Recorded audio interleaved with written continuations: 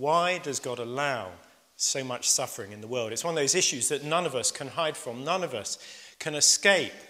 And the way I want us to think about this question tonight, or to explore it, is in three different ways. And the first of these is what I call the intellectual problem of suffering. This is kind of when we switch on our heads, our minds, as it were, and ask the logical, rational question, how can a good God allow so much suffering to exist in the world? This is not the kind of personal question of your own suffering or the emotional question of your own suffering, but this is just thinking logically. If God is good, how can there be so much suffering in the world? But as well as the intellectual problem of suffering, what I want us to think about also is the personal problem of suffering. This is very much when we ask, why is it that God has allowed this particular thing to happen to me or my friends or my family? Just yesterday, I was praying with someone who's dying of cancer. They're asking this question. 10 years ago, when my dad died of a brain tumour, I asked this question. Why is it that God has allowed this thing to happen to people I love? But as well as the intellectual and the personal problem of suffering, there's also what we can call the emotional problem of suffering. This is very much something that's coming out of our hearts. And it's simply where we cry out, God, why have you let this thing happen? It's the pain and anguish and anger sometimes that we feel at the issue of suffering. So those are the kind of three different ways which I want to explore this question tonight. And the first of those is the intellectual problem of suffering. And usually the way that this is presented is in terms of three premises or three propositions. The first of these goes, God is entirely good. The second says, God is all-powerful. And yet we all know that suffering is a reality in our world. We cannot escape it. And so the suggestion is made is that if God is entirely good and if God is all-powerful, why is there suffering in the world? Because a good God who is all-powerful would not allow any suffering to exist in the world. But that, I think, is what I want to question tonight. Is that conclusion true? Is it, in fact, the case that the presence of suffering in our world disproves the existence of a good, powerful God? I mean, some people would suggest, well, all it demonstrates either is that, yes, God is all-powerful, but in fact, God is evil. God likes to inflict suffering on us, some might say. Other people say, no, well, God might be good, but he's impotent. He isn't powerful. He can't do what he wants. But I'm not sure that either of those conclusions is valid. And I also don't think it's right to say that it disproves the very existence of God.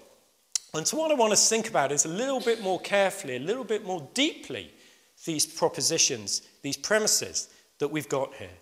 So what about this idea, firstly, that God is entirely good? What does it mean to be entirely good, or to always seek the good, to do good things? Because you see, one of the things that I think we all know is that being good sometimes means pain because it brings about a greater good. I said right at the start that my first career was as a children's doctor, medical doctor.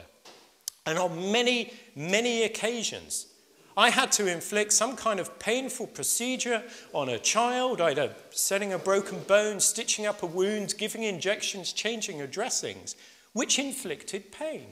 Now, did that make me evil? Well, I don't think so. I don't think any of us would think it did. But the reason it didn't is because I was trying to achieve something better, something even better than what that child was suffering at that time. I was seeking a greater good. So sometimes seeking the greater good means that there has to be a degree of pain or suffering in the short or medium term. Well, what about this idea that God is all-powerful? It's important that we think that through. What actually are we claiming when we say that God is all-powerful? Because you see, some people have this idea that all-powerful means that God can do simply anything. But actually, it has never, ever meant that. When we say that God is all-powerful, what it actually means is that God can do anything that it is possible to do. Let me give you an example. Just think about the concept of a square circle. It makes no sense. A square is one thing, a circle is another thing. Square circle is just a nonsense phrase. And simply adding the kind of words, God can create a, in front of a nonsense phrase doesn't make it any more meaningful. It is still nonsense. This was a point that C.S. Lewis, the author of the Narnia Chronicles, made. So if something is just a logical impossibility, then sticking the phrase God can in front of it doesn't make it any more possible than it was beforehand. Now, why is this relevant? Well, it's relevant for this reason.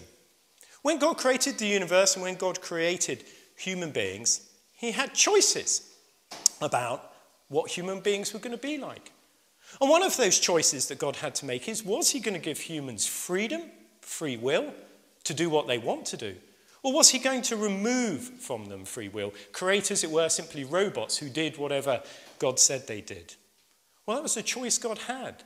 But the thing we need to recognize is that it would have been impossible for God to simultaneously in the same person create someone both with free will and without free will. They either had it or they didn't. Now, the thing is, God thought actually the best possible world he could create is one in which we did have free will. And the reason for that is because of love. God wanted humans, God wanted you and I to be capable of love. And if we think about it, to be able to love, we have to have free will. Love can't be something that you force on people or that's imposed. Otherwise, it's not love. For love to be love, it has to be freely chosen. Both love for one another and love for God. And so in order to create a world where we could love, he also had to create a world where we had free will. But as every one of us knows, one of the problems with free will is that in choosing to love, we can also at times choose to hate. In choosing to care for people, we can also at times choose to cause other people pain. So, when I look at these three propositions purely from a logical point of view, I don't see any contradiction there, because it seems to me the conclusion actually we should reach is this one. A good God, who is all-powerful, can do anything that's possible, would create the best possible world he could. That's, in fact, the conclusion we should reach. And what that means is that that world may include suffering in order that it can be populated by people with free will who are capable of loving each other and of loving God. Now, I'm not saying that's the end of the problem of suffering and, end of talk, we can all go away happy. I know it's not as simple as that. But I think all I am trying to suggest is that there are some people out there who tell you that it's logically impossible for God to be good, powerful, and for suffering to exist. That's not the case at all. And the reason it's not the case is all that's required is for God to have some other reason to allow suffering to exist in the world. And that other reason might be free will. Come back to me on that at the end if you want to. That is, though, the intellectual problem.